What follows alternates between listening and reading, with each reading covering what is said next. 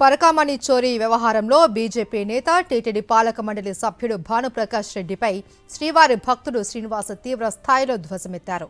గతంలో తిరుపతిలో అభివృద్ధి జరగకుండా గరుడ వారధి ఇస్లామిక్ యూనివర్సిటీల విషయంలో పిల్ వేసి వెనక్కి రావడం వంటివి భానుప్రకాష్ చేశాడు అని, పరకామణి చోరీ విషయంలో ఎందుకు భానుప్రకాష్ కోర్టుకు ఆశ్రయించలేదు అంటూ ప్రశ్నించారు. టీటీడీని రాజకీయంగా వాడుకునే వ్యక్తి భానుప్రకాష్ అంటూ ఆరోపించారు.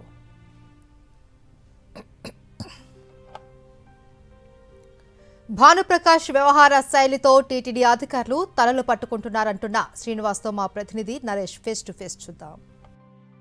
పరకామణి వ్యవహారంలో మొట్టమొదటిగా హైకోర్టులో పిల్లు వేసిన శ్రీనివాస్ అనే వ్యక్తి పూర్తిగా ఈ కేసుపై అనేక అనుమానాలు వ్యక్తం చేస్తున్న పరిస్థితి నెలకొంది. ఏకంగా టీటీడీ పాలక మండలి మెంబర్గా ఉన్న బీజేపీ నేతపై అనేక అనుమానాలు ఉన్నాయంటున్నారు. ఆయన వ్యవహార శైలిలో అనేక అనుమానాలకు తావు తీస్తుందంటూ కూడా ఆరోపిస్తున్న పరిస్థితి నెలకొంది. ప్రస్తుతం మనతో పాటు ఈ పరకామణి వ్యవహారంలో మొట్టమొదటిగా హైకోర్టును ఆశ్రయించి పిల్లు వేసిన శ్రీనివాసులు శ్రీవారి భక్తులు ఉన్నారు. వారిని అడిగి పూర్తి తెలుసుకుందాం. చెప్పండి, పూర్తిగా ఈ పరకామణికి సంబంధించి, ఎందుకంటే పరకామణిలో హైకోర్టులో పిల్లు వేసిన తర్వాత ఇప్పుడు మీరు ఆరోపిస్తున్న ఏదైతే బీజేపీ నేత ఈ భానుప్రకాష్ రెడ్డి ఉన్నారో, పాలక మండలి మెంబర్గా ఉన్నారో, అతను ఏం చేస్తున్నారని మీ ఆరోపణ? అతను వ్యవహార శైలిపై ఎందుకు మీకు అనుమానాలు వస్తున్నాయి? గతంలో తిరుపతిలో అభివృద్ధి జరుగుతున్న గరుడ వారధిపై ఆయన కోర్టును ఆశ్రయించడం జరిగింది. అదేవిధంగా ఇస్లామిక్ యూనివర్సిటీ పైన కూడా కోర్టును ఆశ్రయించడం జరిగింది. పిల్లేయడము, వెనక్కి రావడము. అదే 2 సంవత్సరాలు పూర్తయినా కూడా పరకామణి చోరీ కేసుని ఎందుకు హైకోర్టులో సమర్పించలేదు? ఎందుకు హైకోర్టుకి ఆశ్రయించలేదు? ఎందుకు డీజీపీని, సీఎంని కలవలేదు? సెంట్రల్ గవర్నమెంట్ ఆయన చేతిలో ఉంది. ఎందుకు ప్రధానమంత్రి ఆ స్థాయిలో పోలేదు? ఇక్కడే ఎందుకు ఆయన రాజకీయం చేస్తున్నాడు? టీటీడీని పెద్ద రాజకీయంగా వాడుకునే వ్యక్తి భానుప్రకాష్ రెడ్డిగా ముద్రపడ్డాది. టీటీడీ అధికారులే తల బాదుకుంటున్నారు.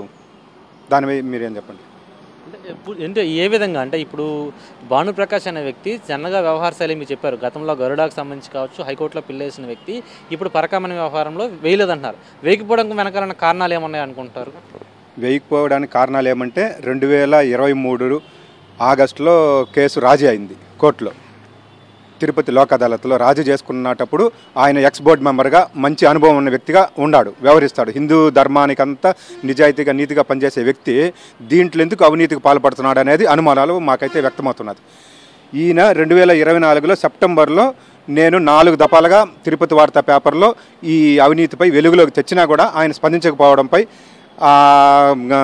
వెనక ఏముందో ఏమో రాజకీయ కుట్ర ఏం చేస్తున్నాడో ఆ దేవుడికే తెలియాలి. శ్రీవారి భక్తుడిగా నేను ఈ విషయమై కోర్టును ఆశ్రయించి 9 నెలల తర్వాత సిబిసిఐడి ఎంక్వైరీ కింద దానికి సంబంధించిన ద్రష్టాలనంతా సీజ్ చేయమని హైకోర్టు ఆదేశించిన తర్వాత 19 సెప్టెంబర్లో ఆదేశించింది కోర్టు.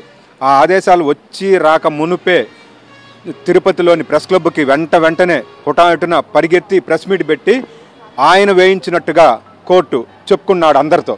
ఇది ఆయన రాజకీయ కుట్రే కదా. టీటీడీని కూడా రాజకీయంగా వాడుకోవడంలో ఈయన దురుద్దేశం ఏమిటని ప్రజలే అంటున్నారు.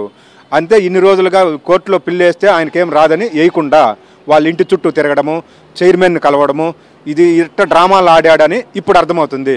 కూడా ఈ టీటీడీ పరకామణి వ్యవహారంలో బీజేపీ నేత టీటీడీ పాలక మండలి సభ్యుడు పై అనేక ఆరోపణలు వినిపిస్తున్న పరిస్థితి నెలకొంది. ఎందుకంటే లోపాకార ఒప్పంద నేపథ్యంలోనే ఈ పరకామణి వ్యవహారంలో ఏదో జరుగుతుందని అనేక అనుమానాలకు తాగుతీస్తుందంటూ కూడా ఈ పరకామణి వ్యవహారంలో మొట్టమొదటిగా పిల్లు వేసిన శ్రీనివాసులు ఆరోపిస్తున్న పరిస్థితే కనిపిస్తుంది. వీడియో జర్నలిస్ట్ వంశీతో నరేష్, సాక్షి టీవీ, విజయవాడ నుంచి.